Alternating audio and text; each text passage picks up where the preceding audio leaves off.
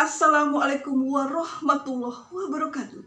Bertemu lagi dengan RN Sunarsi.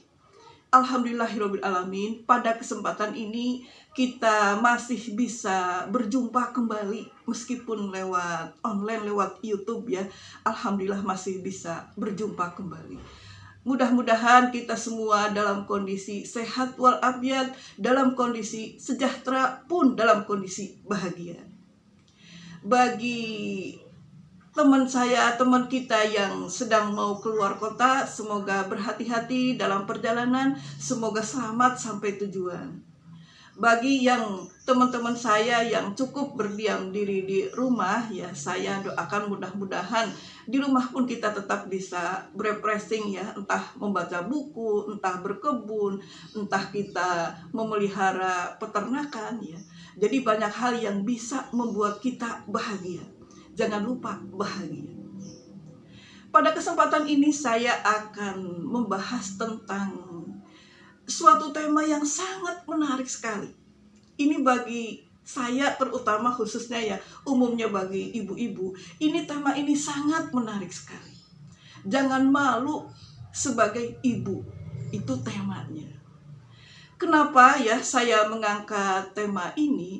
Karena saya terus terang aja ketika saya bersosialisasi dengan ibu-ibu, ketika saya berkumpul dengan ibu-ibu di mana aja, misalkan ketika rapat anak sekolah, atau misalkan kita bertemu dalam suatu pertemuan yang resmi, atau misalnya ketika kita lebaran saling bertemu, atau misalnya kita bertemu di reuni SMA atau reuni kuliah, kadang-kadang kan mereka bertanya, pekerjaan apa gitu. Dan itu sah-sah saja sih orang bertanya seperti itu. Tetapi kalau yang menjadi ibu rumah tangga, itu yang saya lihat itu kok sepertinya malu ya. Malu, saya mah hanya sekedar ibu rumah tangga. Saya mah DRS, katanya di rumah saja. Jadi banyak yang saya perhatikan itu, banyak ibu-ibu yang sepertinya itu merasa malu ketika jabatan yang di status dia itu hanya sebagai ibu rumah tangga. Dan beliau selalu bilang hanya ibu rumah tangga, sekedar ibu rumah tangga. Padahal ya kalau kita perhatikan ya, peran seorang ibu itu amat sangat luar biasa. Peran seorang ibu itu amat sangat luar biasa. Maju tidaknya seorang suami karena istri, maju tidaknya anak karena ibu, maju tidaknya lingkungan masyarakat karena peran wanita salah satunya. Jadi jangan disepelekan peran wanita, dan kita sebagai perempuan itu jangan malu ketika kita hanya menyandang sebagai seorang ibu atau bukan wanita karir, bukan wanita pekerja di luar. Karena ya masing-masing status ya, baik itu pekerja di luar ya, wanita karir yang bekerja di luar, ataupun wanita yang bekerja di rumah sebagai seorang ibu rumah tangga, itu masing-masing ada kelebihannya. Jadi kita lihat kelebihannya, bukan kita lihat kelemahannya. Kelemahannya hanya bisa dijadikan sebagai acuan supaya kita selalu menjadi lebih baik ke depan. Kenapa kita tidak perlu malu sebagai seorang ibu dan tidak bekerja sebagai seorang wanita karir ya?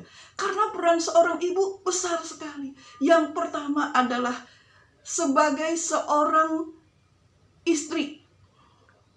Lah, kalau peran wanita sebagai seorang istri itu luar biasa banget. Seorang kepala rumah tangga yang sukses itu di belakangnya ada seorang istri yang terus mendukung. Ketika bangun sampai menjelang tidur, itu seorang istri selalu akan dukung suaminya. Dan dalam Al-Quran pun di hadis Rasul berkata bahwa sebaik-baiknya perempuan adalah yang bertakwa kepada Allah dan juga berkepribadian baik terhadap suaminya. Wanita soleh yang pertama dipandang enak oleh suaminya, yang kedua taat kepada suaminya, dan yang ketiga menjaga dirinya ketika suaminya pergi. Nah, itu adalah peran seorang istri. Kemudian yang kedua adalah seorang istri sebagai ibu dari anak-anaknya. Tugas seorang ibu itu tidak main-main. Yang saya rasakan, kebetulan saya memang seorang ibu rumah tangga ya. Meskipun saya juga nyambi bekerja home industry ya. Saya kan bekerja kecil-kecilan home industry ya. Memproduksi sesuatu kemudian menjual. Peran seorang wanita sebagai seorang ibu itu luar biasa. Karena apa? Karena seorang ibu itu diwajibkan untuk mencerdaskan, mendidik, melatih putra-putrinya. Bagaimana caranya supaya putra-putrinya cerdas secara emosi, bagaimana caranya supaya putra-putrinya cerdas secara emosional, bagaimana caranya supaya putra-putrinya cerdas secara religi. Lah, itu adalah tugas seorang ibu. Kenapa saya mengatakan ini adalah tugas orang ibu? Sebenarnya tugas ayah juga. Tetapi 80% anak itu bareng sama ibunya. Jadi tugas seorang ibu yang utama itu bisa mendidik putra-putrinya dengan baik. Jadi sebut madrasah dalam rumah ya. Jadi harus bisa mendidik putra-putrinya menjadi putra-putri yang luar biasa, yang berkualitas ya, yang cerdas secara intelijen, secara IQ, cerdas secara emosi, kemudian juga cerdas secara religi.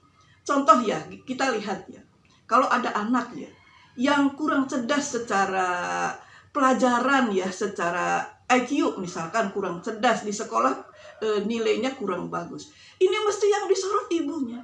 Apakah ibunya itu bisa mengajarinya atau tidak? Apakah ibunya selalu membimbing belajar di rumah atau tidak? Apakah ibunya hanya menonton telenovela atau tidak? Lah, itu kan ibunya yang disorot oleh sekolah ya, dan oleh lingkungan. Biasanya kalau seorang ibunya cerdas ya, anak-anaknya juga cerdas.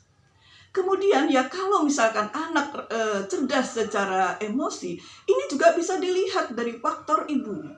Anak yang berapi-api, anak yang emosional, anak yang tidak bisa menjaga emosinya, biasanya dilihat dari emosi seorang ibunya yang mengasuhnya.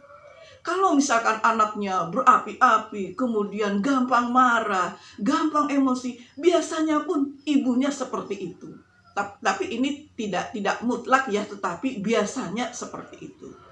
Kemudian ya, kalau kita ingin cerdas ya, anak cerdas secara religi, itu juga biasanya ibunya yang jadikan patokan.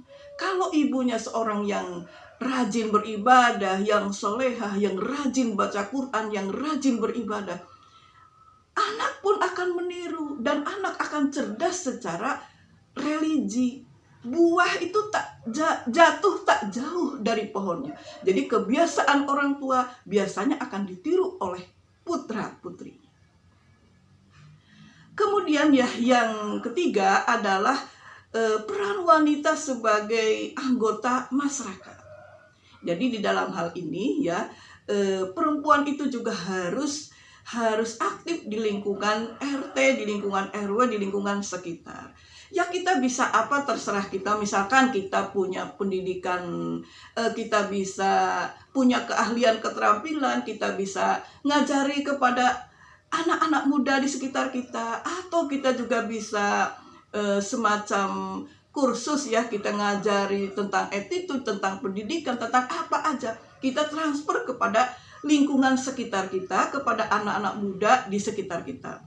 Supaya anak-anak muda kita itu tidak memiliki akhlak yang jelek ya, pun anak-anak muda itu memiliki kreativitas. Kalau seorang ibu, seorang perempuan bisa terjun langsung mendidik dengan baik. Kadang-kadang ya, saya terus terang aja, kadang-kadang hati saya tuh merasa miris. Kalau misalkan kita lihat di perempatan ya, di perempatan jalan itu ada anak-anak pang di situ. Pakaian hitam-hitam, kemudian ada anting-anting, kemudian wajahnya ada coreng-moreng apa gitu yang gak jelas gitu. Kemudian di situ tuh ada anak cewek, anak cowok juga. Itu hati saya miris. Ini peran orang tuanya itu bagaimana? Ini bisa aja karena peran orang tua, karena peran anaknya sendiri, dan karena lingkungan.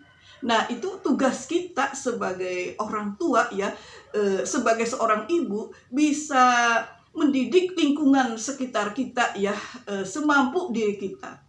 Supaya kita bisa, lingkungan kita itu bersih dari anak-anak yang kurang berkualitas ya.